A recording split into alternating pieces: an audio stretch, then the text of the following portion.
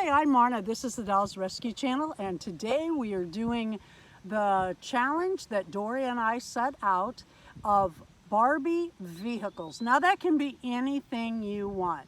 I love this 17-inch Barbie and my Batat horses. So I thought, man, it's horseback riding season. Let's bring them down.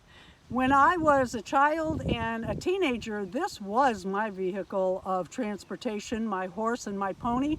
I rode them all over town, and my friends had backyards and their parents were happy for my horse to eat the grass.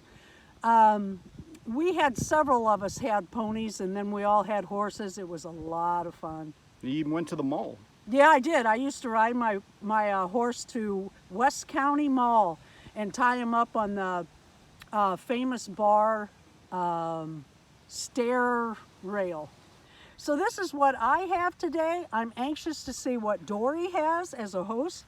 And if you have a video today, please let us know in the comments. We would love to see them. Thank you always for participating in our video challenges. We really appreciate it.